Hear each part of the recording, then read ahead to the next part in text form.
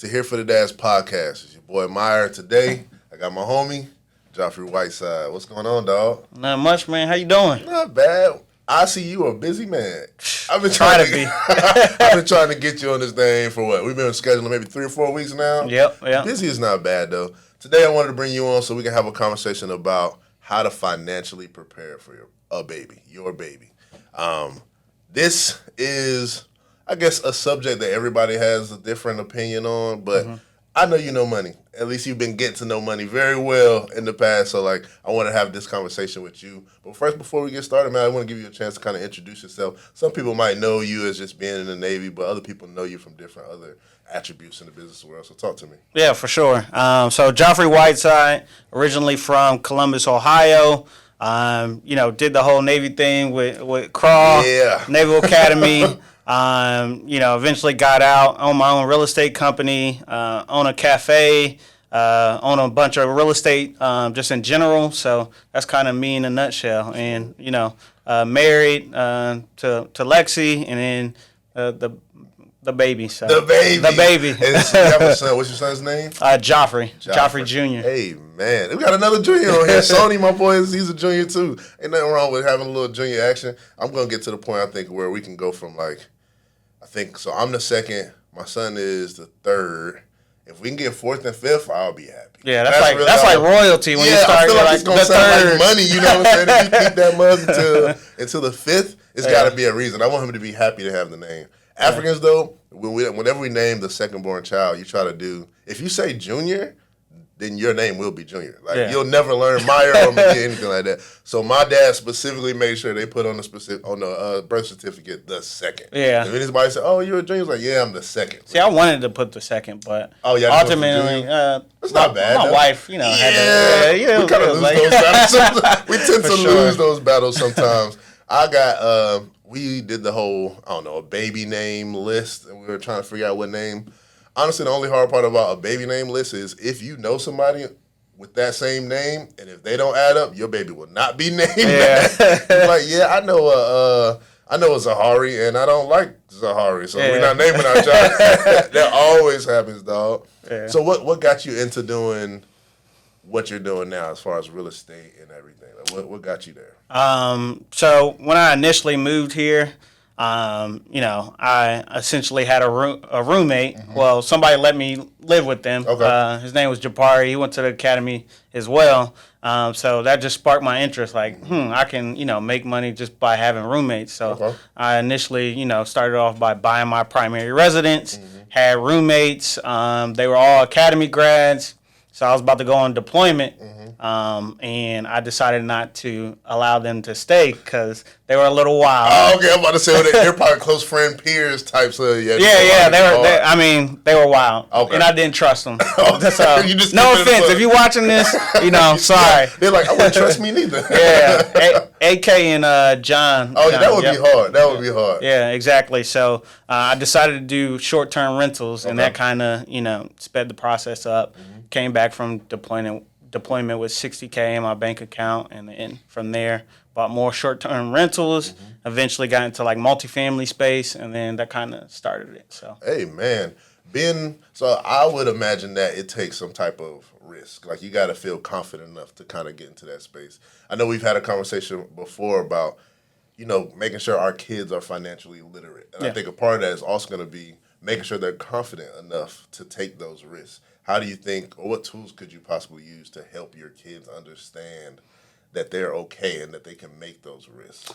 To me, it is a risk, but, on the flip side, having, one source of income is a risk, because if you lose that source, then that's it. That's truly risky to me. To have your livelihood and that's somebody else's. Perspective, dog. I never thought about that. I'm out here taking risks and I only got one source of income. No, that's true, dog.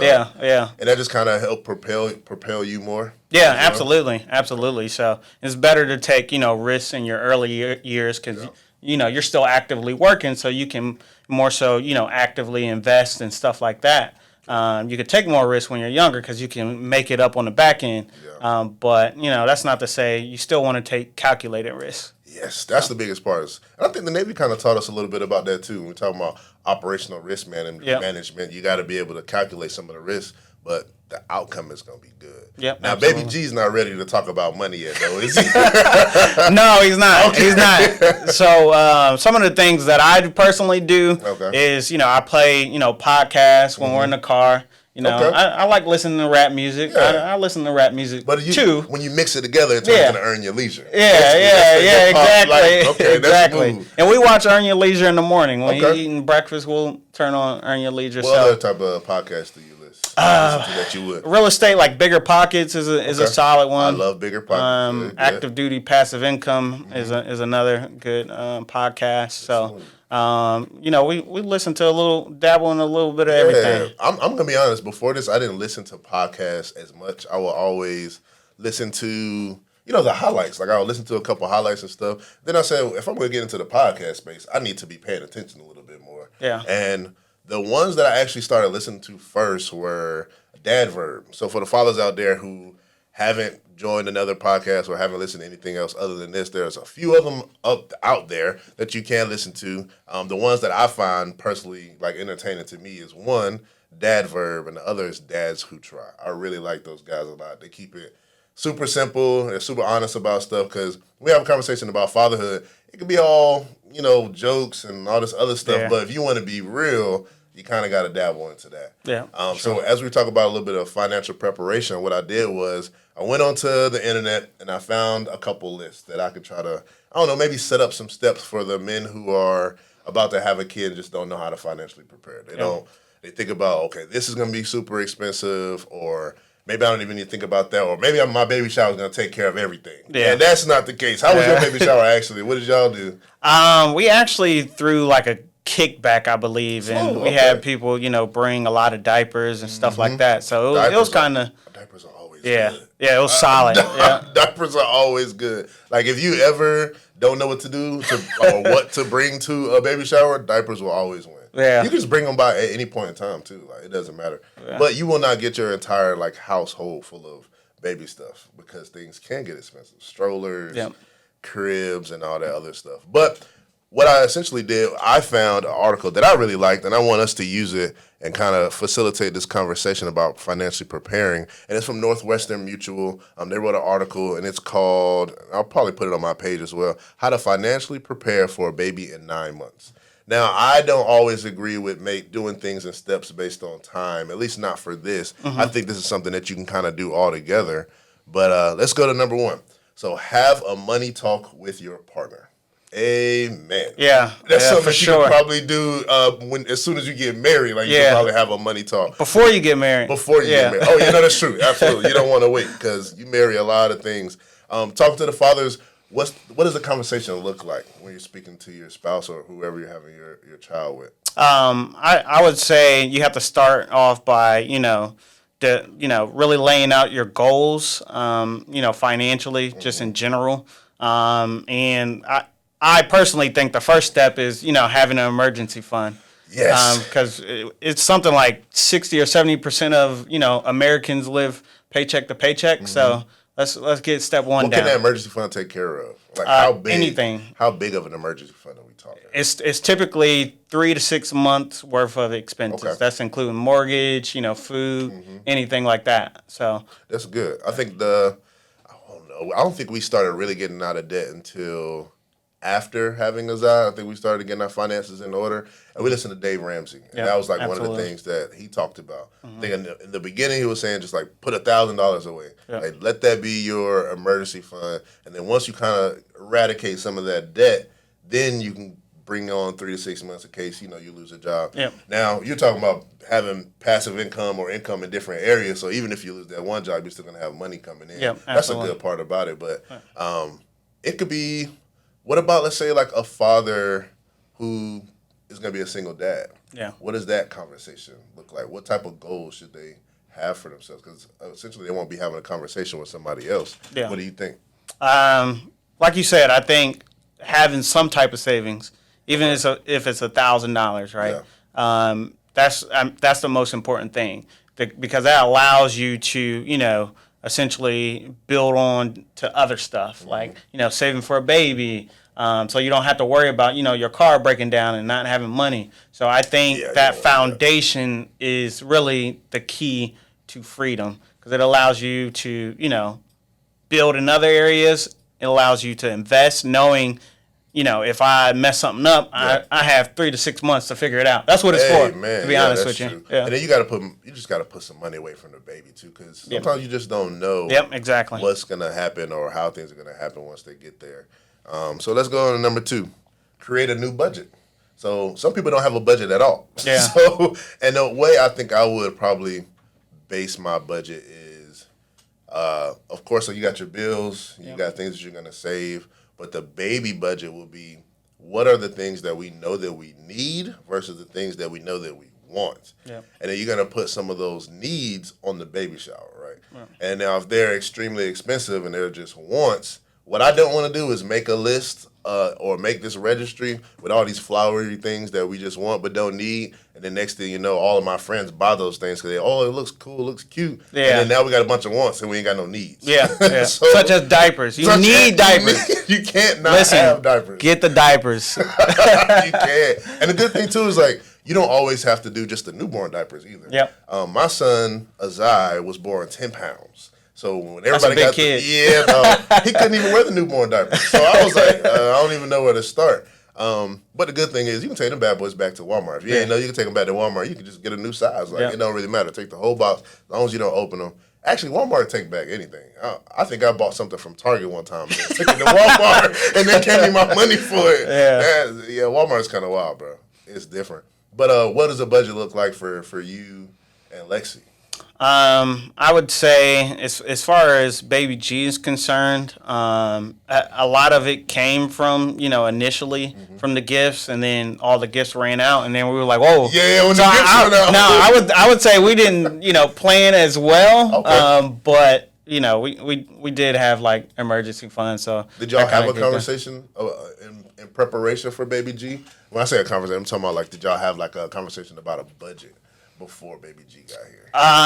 We did not, and she tried to put me on game just in general, like, this is gonna be hard, and I didn't listen. I was like, I was in the Navy. I served on, ships and stuff like that. Worked 18-hour days, no problem. Man, that first night, he was crying every hour on the hour. Oh, I'm telling you. So I wasn't prepared. To be honest, it was a pride thing. It was a pride thing, though. I understand for me. that. It's hard to prepare, bro. Even like through the pregnancy phase, I remember 100 times like my wife was like, "Oh, baby, he's kicking," and like, "Oh, okay, cool." I put my hand on something. They always stop kicking when Daddy do it, and then as they get older, while they're still pregnant, then you can start feeling the baby kicks or whatever. But I still feel like it's not as real until the baby gets here. Yeah. Like I feel like it's real for the wife the entire time. They're growing the baby, so they're thinking about all these things. Like, okay, it's gonna be hard, but I can do this. They're getting all this help and all this advice, and the guy just like, oh yeah, we have a baby. Like, what I'm saying? Oh, that's kind of cool. Now I have friends who were, fathers who told me it was gonna be, a change, but I didn't listen. I was like, so it was just you. It was me. It was me. I definitely had people reach out like, yo, you better get your mind right. Like, it's gonna be different when the baby come here. So what level of ready and like are you now if you were to have baby number? Actually, do y'all want to have another baby? Absolutely not. Not right now. Not right now. Baby G is enough. Okay, but baby G isn't enough. If y'all were gonna have baby number 2, what level 1 through 20 of I guess ready or preparedness would you think you'd be at? I feel like I will be a lot more prepared this time around. Okay. I feel like I would actually, take time off of work. Okay.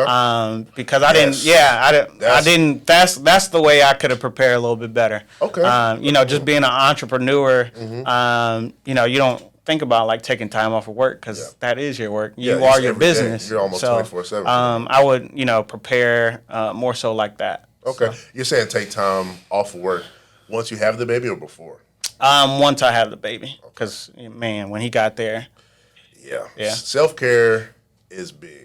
We had a conversation about that before too. Like self-care, I feel like is big, and I think fathers we omit it sometimes because either we just don't think we need it, or it's just not a thought. It's we pride ourselves on like how much work we can get done. So it's like, yeah, I do this, I've been doing that. The baby be all up, but I'm cool, I'm strong, and take that time off. So what other things could a father do to maybe care for themselves a little bit more, other than maybe taking some leave from work?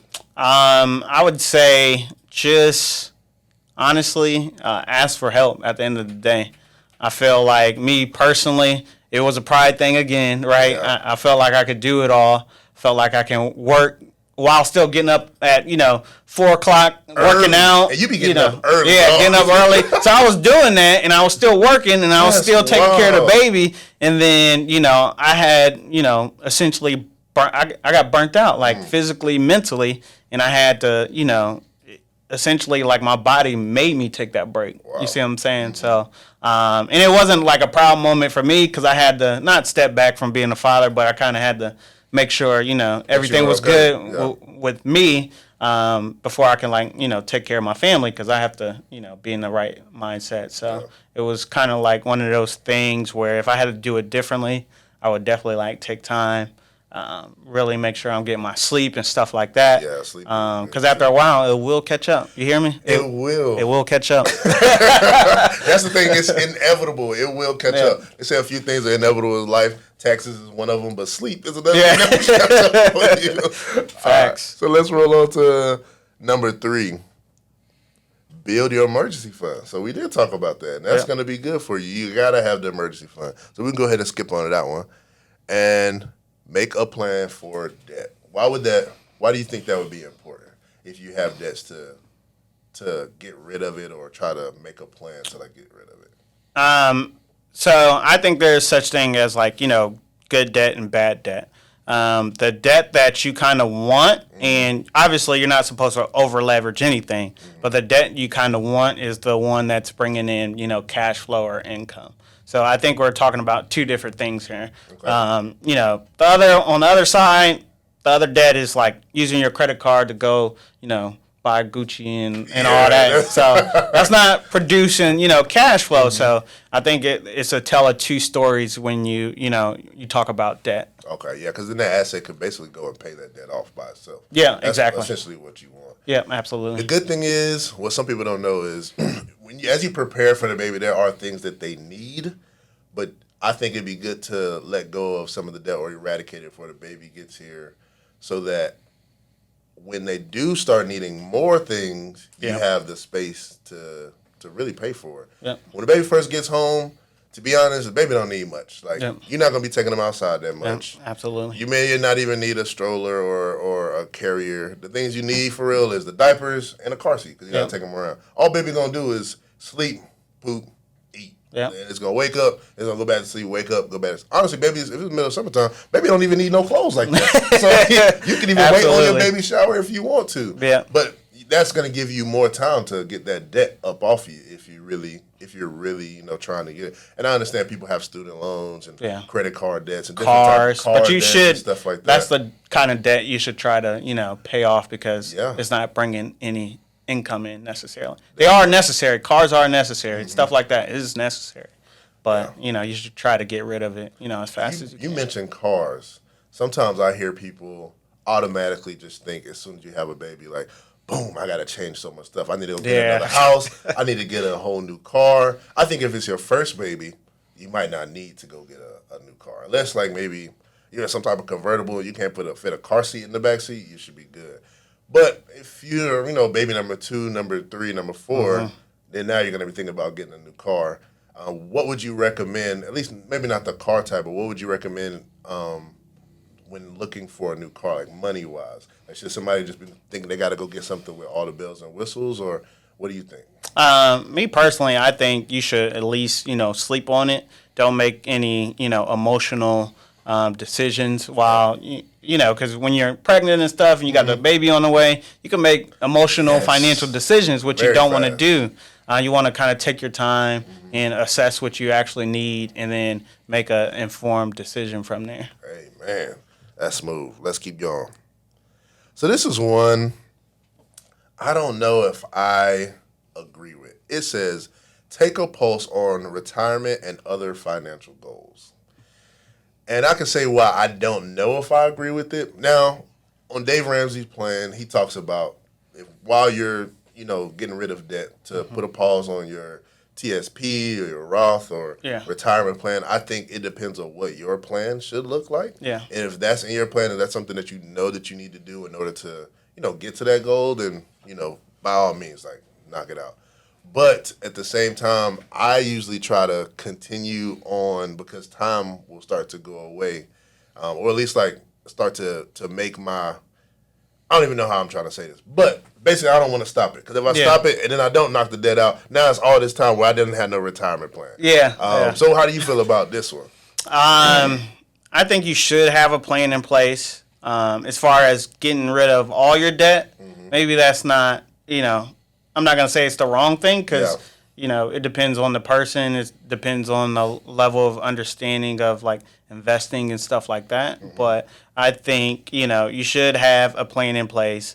It should involve investing, essentially. Because, honestly, it's kind of hard to earn your way to wealth. You can't earn your way. You have to incorporate, investing and stuff like that. So unless you're gonna inherit some wealth, so then you might need to earn it a little bit. Make sure mom knows that mom and dad knows that you're respectful and that you can carry on the business and stuff like that. That might be one way to earn your way. Yeah, other than that, no, that's not gonna work. Yeah, facts. That would be the worst if I was I don't know, the wild child and just crazy and didn't have nothing going for myself, and then dad was just I was gonna pass this down to you, but no. You're gonna mess it all up.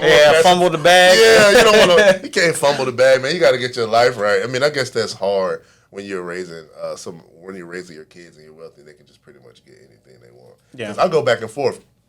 Right now, with my kids, they're not gonna grow up the way that I grew up. Already things have changed. And that's fine. And it's fine. It's totally okay. I think I struggle with that though sometimes because I think about, I'm not saying I had to get it out the mud or nothing like that, but a lot of the things that I wanted, I couldn't always get. Yeah. For them, any game he really asked for, any type of bed style, little things that I could actually afford. If he asked for it, I could just give it to him. Yeah. I still want him to work for it, but I don't know if he's going to have the same appreciation that I had growing up. Yeah. And we all want better for our kids at the same time. But it's just hard, bro. Even the schooling, he's going to be in nice private schools and all this other stuff. He won't ever be on one of the buses doing Shabuya, Shabuya roll call.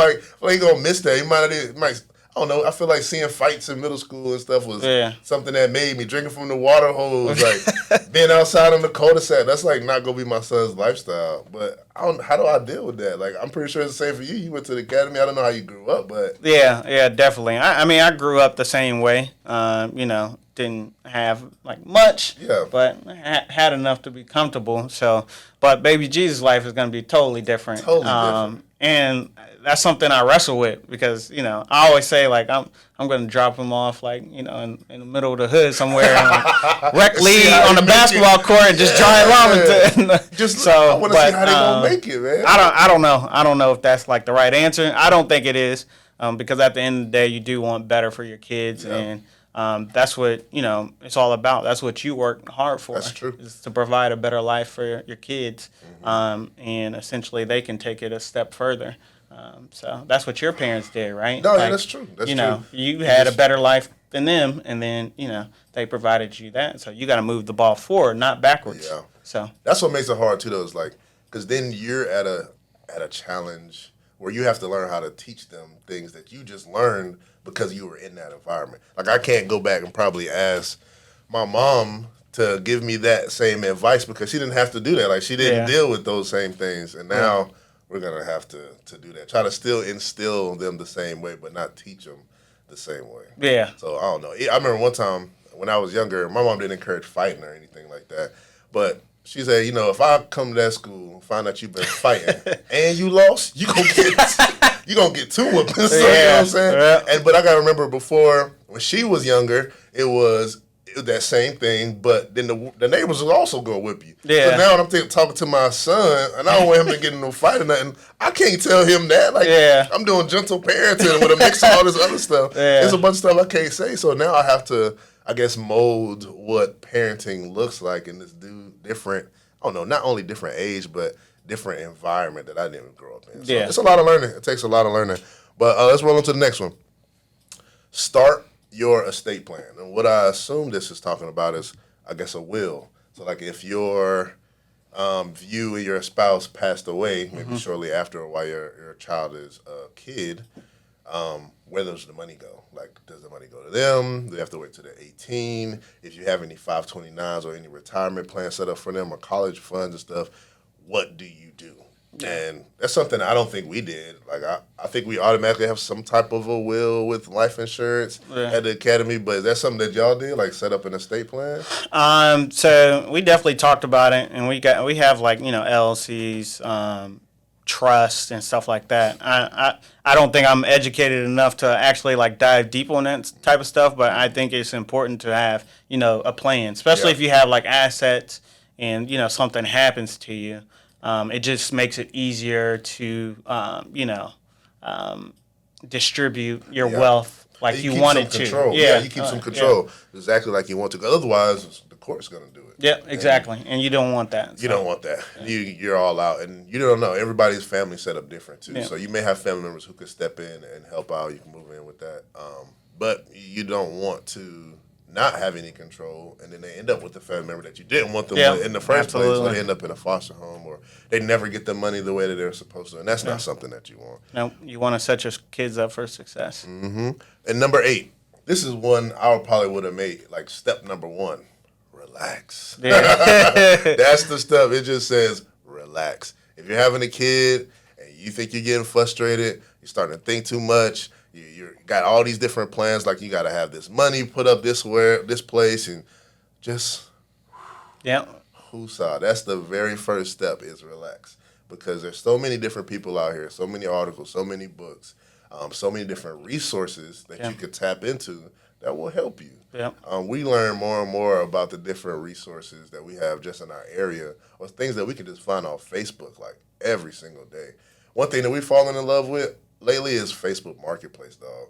Like, you can get a stroller, brand new. You can get a stroller that's lightly used. You can get a brand new crib if you want to, or you can go Facebook Marketplace and just get one from somebody else. Because all these different tools and stuff that you can maybe use for the baby, or furniture, or whatever the baby needs, other people have them, but they're not going to have babies forever, so they're going to have to do something. You could probably get them from your friend. You don't even got to go to Facebook Marketplace. No, that's true. You need something for a little one, just hit me up. Yeah. We got everything. Smooth. Up in the attic. Up in the attic. Right now, we got a bunch of stuff in the attic, and I guess we're going back and forth on if we want to try again to have a girl. Yeah. The scary part is... how do y'all manage that? That's my question. We got to pause. Okay. How do you do it? Because Which part? I have one, and... It's rough. I can't say if I had twins first, I probably would have died. I don't think I would have made it. Absolutely wouldn't have made it. The first baby, I think, is always the hardest for a husband or a wife or anybody, because you're learning something new. Yeah. Like, it's completely fresh. It's everything. Like, you're trying to figure out your new sleep time, and you're still going to work and, like, all that stuff. I remember I used to cheat a little bit with my sleep. So, of course, I would get up at nighttime and try to help. We can only do so much. Yeah. Because when he wasn't taking the bottle, it was only breastfeeding. So, at least I'll go pick the baby up, give it to Tiana. But what I would do, she don't even know this, but I used to leave and go to work even earlier and pull in the parking lot and just sleep, bro. Because that's the only time you can get, like, real sleep. So I probably owe her so many hours of sleep right now, and I'm going to give her back to you, baby. I will. Man. But the first baby is hard, right? When number 2 comes along, you're not learning about the new baby stuff anymore. You're already you're not an expert. You're not a veteran dad or anything like that. Yeah. But you don't have to learn, like, what they're supposed to eat. Yeah. Or you understand what their expected sleep is going to be like. What you're learning then is, what do I need to put in the baby bag? Yeah. How do I make sure that the little baby isn't pulling the big baby's hair, like, all the time? You're learning how to manage 2 kids. So once we had the twins, to be honest, this has been actually easier than even having, like, our first. Even though it's 2, and that could be kind of rough sometimes because, even holding them at the same time, you got a few things to learn there. But I didn't have to learn any new stuff. Right now, it just feels like we had a baby and we just came home with an extra one. Like that's what it feels like. But we've gotten a few different, I guess you can call them toys that's been helping us. Have you ever heard of the Wonderful? No, I might have to write this one down. Is it like It's game expensive, changer? though. It's like the Tesla of like wagons, bro. It's pretty dope though. They got one that's like a 2-seater, and then they got one that's like a 4-seater. Essentially, if you ever seen like those red little wagons, not the metal ones, but the cloth ones you put kids in, this bad boy is like a Cadillac Escalade. It's got like a leather handle on it. It's got 4 seats in there. The kids can either be facing each other or turn outward. Got a canopy for the top, different pockets, got bags on the side. That sounds clean. When I whip that thing out the van, do like that, pop on out, put all the kids in there. One get a tablet, one get applesauce gummies. Dog, it's game changer. It's a game changer, and I fought it for so long because it's like almost $1,000, bro. So when she was asking me, I was like, babe, like, well, we don't need that. We don't. That's why we want that, babe. We don't need that. But we kind of needed it. So a trip to Busch Gardens now is like extremely easy. Everybody can even eat in there. You can put trays and like all that other stuff. It's dope. So yeah, to answer your question, how do we do it? It went from learning baby number 1. 2 was learning how to put them together, and then 4 is just stay organized and just figure it out. Get tools for you that you know that works, and then that's it. But you'll learn that one though, because you're gonna have some more too, though. Maybe not now. I don't think so. Not now. I don't think it's so. gonna be easier. It's gonna be easier than you think. And then now you know to lean. You know to lean on people and have those conversations and stuff like that. But where were we? What was that? The relax, right? Yeah, relax. A part of that relax part is remembering that the baby only needs but so much. The baby really just needs you. Yeah, like absolutely. That's it. Tell me maybe what those first couple weeks were like with you and baby G. I know sleep was already like a hard one, but what things popped out to you? What things do you remember from those first couple weeks of bringing baby G home? Honestly, I just remember him crying the whole time. He was a crybaby. I'm talking about every hour on an hour. Wow. And then so Lexi had to have a C-section, so she had just been recovering from surgery. So that was C-section recovery is very hard. All the respect to her to essentially still be awake while you're in surgery. That's what it is. Yeah, that's really, a fact. That's really it. That's exactly it. Like all the moms out there that have gone through C-sections and stuff like that. Like big kudos to you because I couldn't do it. You a gangster. I couldn't do it. Gangster, Lexi. That's what I just tell all the moms. You a gangster. Yeah, straight up. I couldn't do it. That's insane. What type of things did y'all do to soothe him? What made baby G stop crying?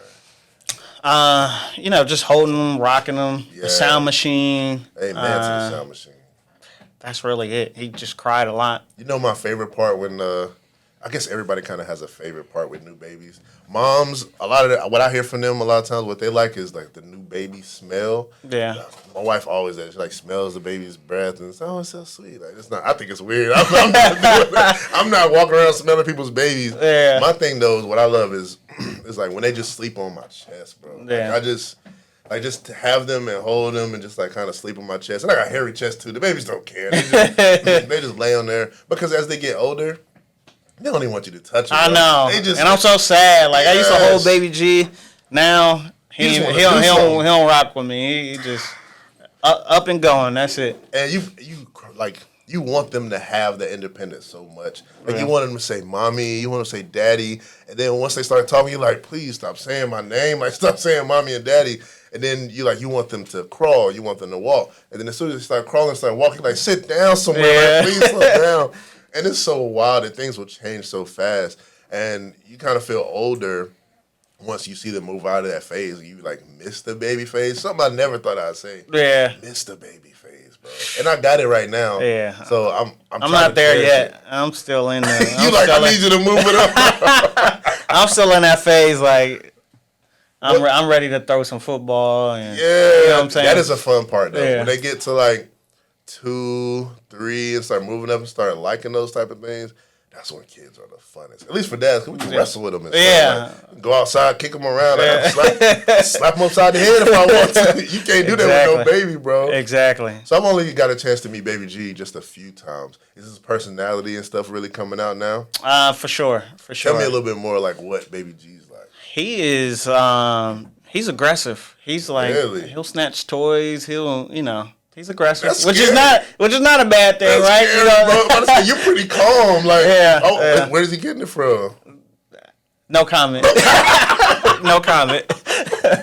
All right, we'll keep moving there. So he's aggressive, which could be really good for a kid too. It'll probably help with some confidence and everything too. Yeah. So what else does he like? What does he like to do? What do he like to eat? So he likes the water. Okay. He's a big swimmer. So, there we go. Yeah. I saw y'all. Yeah, swim lessons. Yeah. How you like that? It was awesome, man. Now, have you always been able to swim? Like, were you good at swimming? You just kind of got him into it. You teach him yourself, or no? I actually sucked at swimming growing up until we had to do. I think you were there too. The Naval Academy. Yeah. It was spring break. Oh, yep. Spring break at the Naval Academy. 2 or 3 weeks we did that. That's how I learned how to swim. So, hey, man. I didn't know how to swim growing up, but baby G will. The thing is, I thought I knew how to swim. I didn't know how to swim until I got to the Naval Academy. I got a lot of friends man. We used to go hit the pool all the time when you were younger. And you just get in there, you playing chicken and all that other stuff. Yeah. And, you playing with girls and you being the 4 feet or whatever. You bending around, just having a ball. That's not swimming. You might get down and swim and then get back up. As soon as you lose your breath, you get back up. Yeah. That ain't swimming. No, it's not. I learned that very fast. I couldn't tread water. I couldn't do none of that stuff. So that will be one thing that I have been sure to keep in mind as my kids are growing up is to get them in the pool. And if I got to pay for their swimming lessons, I do. Yeah. Guam was a great time because we can hit the pool all the time. So I did swimming lessons about 3 times a week, which was great. And Avery, he absolutely loves the pool. We haven't done swimming lessons with him yet. I got you. We will. That's awesome. Well, where do y'all go? So we go to the YMCA in Chesapeake. Okay. It's pretty solid. I got a question for you. All right, talk to me. Are you going to let your kids play football? You would ask me this right now because this is something that we're actually going through. So I talked about this a little bit on the last episode about my 2-year-old. First, I'll tell you about my 5. So Azai is the oldest. I really, really want them to be able to try any and every sport. I want them to try them all, get to know what they like, and then we'll just move from there. Yeah. Because I played football for so long, that's what I've learned, not just physically, but it has shaped me mentally and the kind of guys and coaches that were around me in the team. I feel like it's hard for me not to want to push them towards that. Yeah. And I watch it all the time. Azai, he's a big kid. They're all big kids. So I know he's going to be fine. He's a little bit more bashful, and that's another reason why I want him to play ball and try some other stuff. But for him, definitely yes. I also want Avery to play too, and he's 2 years old. Now, I'll tell you what the challenge is or the struggle is. What I talked about on the last episode was that he had febrile seizures while he was, I guess, before his 2-year-old birthday. He had 2 or 3 of them, and essentially all it is when he has a fever and it gets high, if the fever spikes too fast, his brain doesn't know how to to deal with it. His body essentially, I guess, just shuts down. Now, the thing is about febrile seizures, usually you grow out of them before the age of 4. Okay. He's done CAT scans and stuff, no issues there. But if you could imagine all the different things that you hear and see on the news or when football players just drop out on the middle of the field, and we've actually lost a teammate or 2 to kind of some of the same issues with concussions and stuff. When I'm having this conversation with my wife, she's like, no, he's not playing. He's not doing this and that. And it crushes me a little bit because, for one, as a dad, naturally we always say, oh, they're going to be fine. They're going to be fine. This and that. But this is the conversation, it has to be a little bit more in-depth because we're talking about football, which can be very, very physical. And the dude, Avery's rock solid. He's a little bit more aggressive, like Baby G. He likes to do stuff. Anything that's a baller, he loves to play with it. So naturally, to answer your question, I would still want to say yes. I feel like he's going to be fine. The game is changing a little bit. As long as the coaches understand what safety is and the technology around football is getting all better, I want them all. If they all say they want to play football, I don't think I should step in the way. Yeah. And I should allow them to do that. I don't want to raise my kids scared either. Yeah.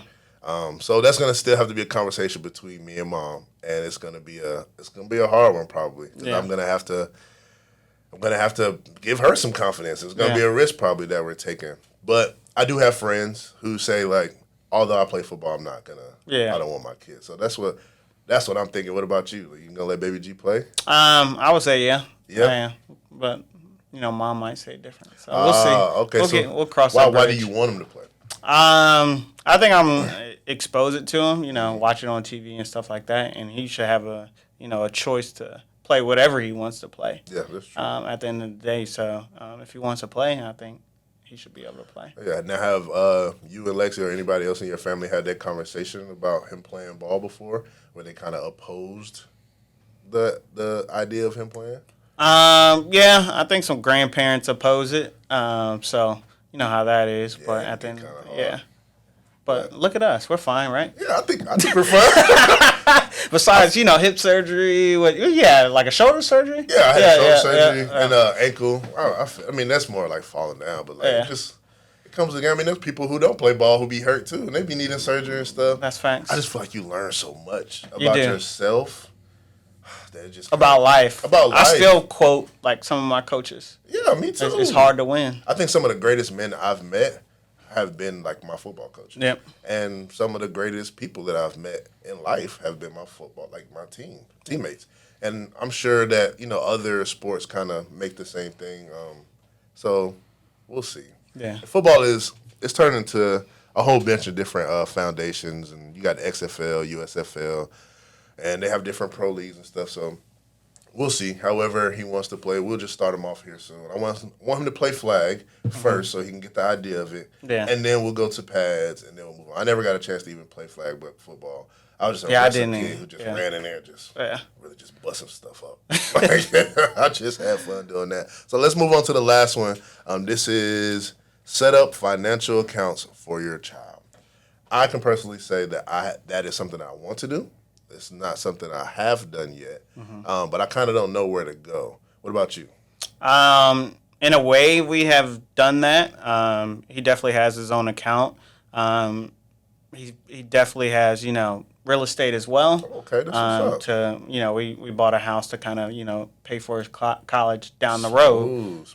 So essentially, we'll take a HELOC or a cash out refinance when that time comes to pay for his college, and then we'll still physically hold on to the property while somebody else pays it off. So what about I've heard like 529 accounts. Are you familiar with those? I am not. I think me and my boy Craig Scott were talking about. Oh that. Yeah. I'm gonna have to have him on here definitely. so we can really have that conversation. But this has been good, man. I really appreciate you. Yeah, no worries, bro. We're gonna do this again, and I want to do it also with a couple more of our friends, dads or not dads, it don't really matter. But I want to have another conversation. We can talk about pretty much anything we want to. But it's gonna be fun. Yeah. And I can't wait for it already. Thank you again for coming. Yeah, no worries, bro.